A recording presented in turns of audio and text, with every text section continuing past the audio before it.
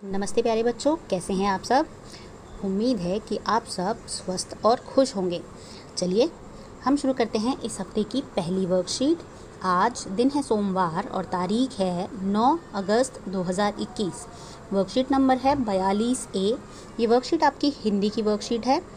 तो चलिए शुरू करते हैं। प्यारे बच्चों, आज हम कुछ नया सीखते हैं। संगीता अपनी सहेलियों के साथ प्रतिदिन शाम को खेलने जाती थी। एक दिन संगीता खेलकर घर वापस आई तो उसका अंग अंग ढीला पड़ गया था।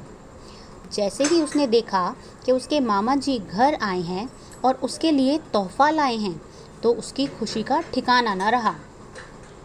यहाँ अंग अंग ढीला पड़ना मतलब बहुत थक जाना और खुशी का ठिकाना न रहना मतलब बहुत खुश होना मुहावरे हैं।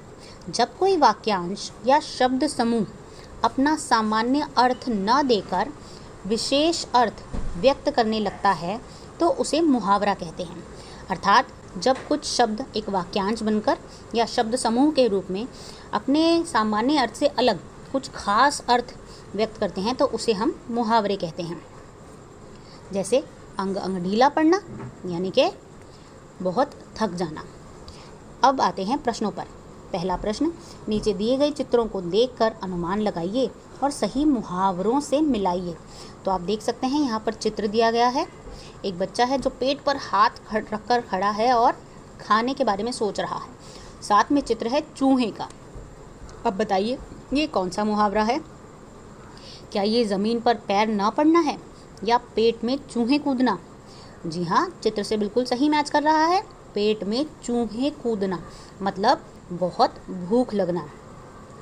उसके बाद अगला चित्र है आँख और तारा। तो हमारे पास मुहावरों में है आँखों का तारा होना, यानी कि कोई किसी का बहुत प्यारा होता है तो उसे हम कहते हैं आँखों का तारा। अगला है धरती और पैर। तो यानी कि ज़मीन और पैर। तो मुहावरा क्या है, ज़मीन पर पैर न पड़ना। तो देखा आपने कैसे हमने चित्रों की सहायता से मुहावरे बनाए हैं और हर एक मुहावरे का एक खास अर्थ है। अब बढ़ते हैं दूसरे प्रश्न की तरफ। दूसरा प्रश्न है निम्नलिखित मुहावरों के अर्थ लिखकर वाक्य बनाइए। तो पहला मुहावरा है चिकना घड़ा। चिकना घड़ा मतलब बेशर्म व्यक्ति जिस पर किसी बात का कोई असर नहीं होता। तो इस पर आप वाक्य बना सकते हैं अपने आप, जहाँ पर आपको मुहावरे का इस्तेमाल करना है। जैसे राहुल तो चिकना घड़ा है, उसे जितना बोलो पढ़ने के लिए वो सुनता ही नहीं है। ऐसे ही अगला मुहावरा है आंखें खुलना। आंखें खुलना मतलब होश में आना या फिर सचेत होना। तीसरा है अंधे की लकड़ी, यानी कि एकमात्र सहारा, किसी का इकलौता सहारा। अब आते हैं बातचीत पर। आओ बातचीत करें। प्यारे बच्चों, साथ में दिए गए चित्र को ध्यान से देखिए। आपको क्या लगता है कि चित्र में दिख रहे व्यक्ति क्या बातें कर रहे होंगे। अनुमान लगाकर उनके संवाद यानी कि बातचीत को ज़ोर ज़ोर से बोलिए और अपनी कॉपी में लिखिए।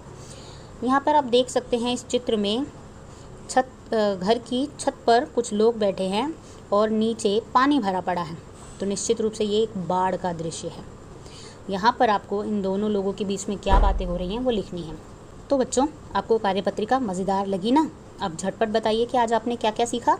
अभिभावकों के लिए सुझाव है कि बच्चों को घर आए अतिथि का उत्साहपूर्वक आदर सत्कार करने के लिए प्रेरित कीजिए। यह है आपकी हिंदी की वर्कशीट।